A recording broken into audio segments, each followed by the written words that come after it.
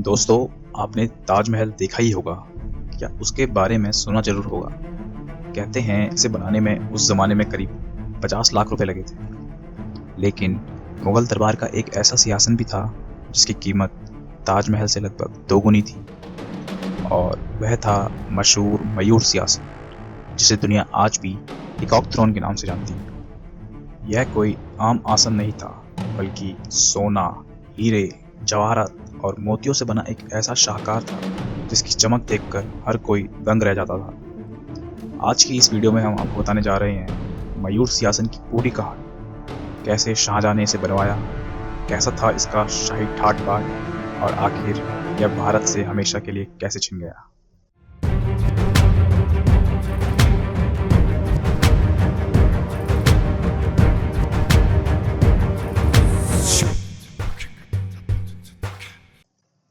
सत्रहवीं शताब्दी में मुगल सम्राट शाहजहां ने अपने शाही वैभव और साम्राज्य की ताकत दिखाने के लिए एक अनोखे सिंहासन का सपना देखा, जिसको बनाने का आदेश 1628 में दिया गया था।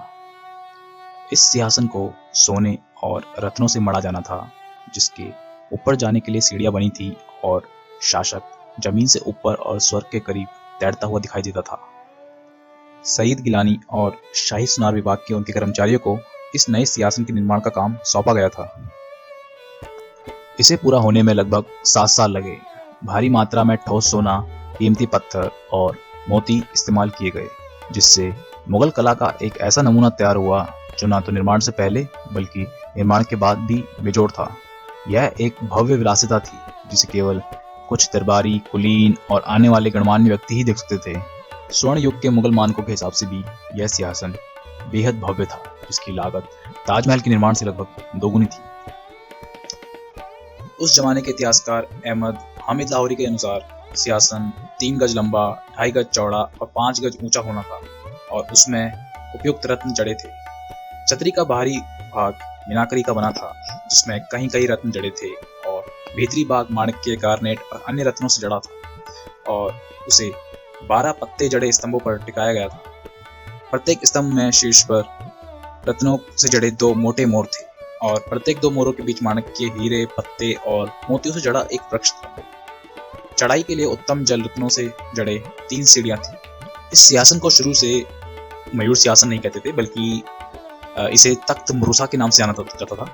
बाद में इतिहासकारों ने इस पर अंकित मोर और मूर्तियों के कारण इसे यह नाम दे दिया। सिंहासन का उद्घाटन शाहजहां के दौर में हुआ था, और उस दिन से यह सिर्फ एक आसन नहीं रहा, बल्कि मुगल सत्ता का प्रतीक बन गया। हर दरबार, हर जश्न और हर अहम मौके पर यही सिंहासन केंद्र में रहता।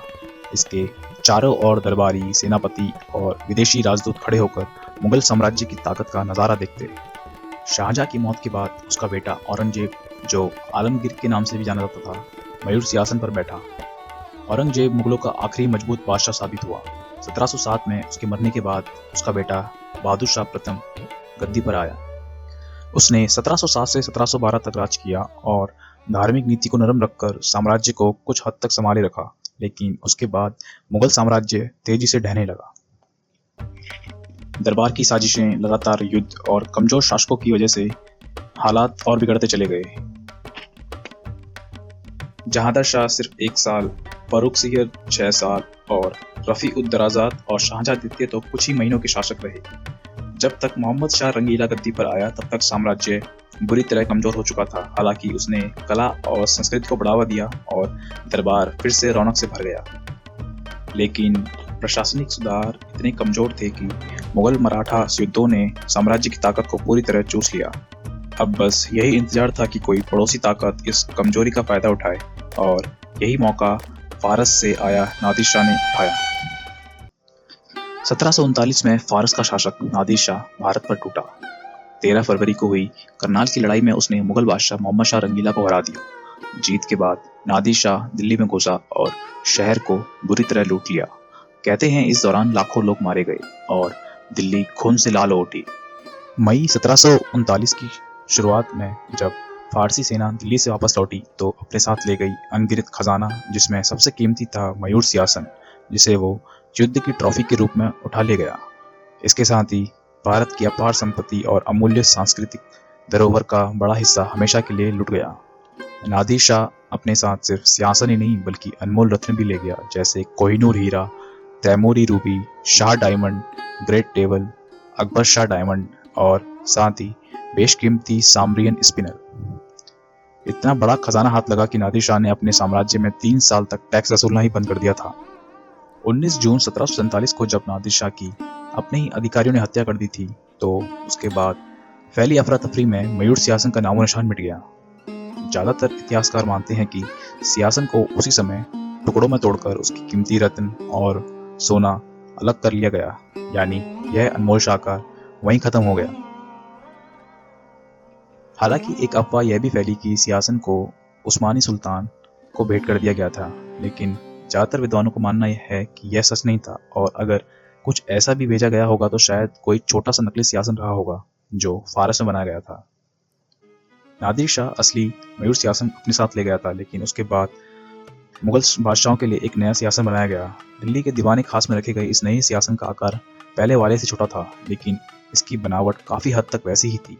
यह सोने का बना हुआ था और इसमें सोने की परत चढ़ी हुई थी, और इसमें अनगिनत कीमती व अर्ध कीमती पत्थर जड़े थे। हालांकि इस सिंहासन का भी दुखद अंत हुआ। 1857 के भारतीय विद्रोह के दौरान लाल किले को लूट लिया गया और लूटपाट और किले के आंशिक विनाश की अराजकता के बीच सिंहासन खो गया। आज लाल किले के दीवाने खास में सिर्फ उसका संगमरमर का चबूतरा बचा है, जो हमें याद दिलाता है कि यहाँ कभी दुनिया के सबसे अनमोल सिंहासन का जलवा बिखरा होता था। इसमें कुछ बिखरे हुए अंश शायद विदेशी संग्रहालयों तक जा पहुंचे हों, लेकिन असली सिंहासन अब सिर्फ कहानियों और इतिहास के पन्नों में ही मौजूद है।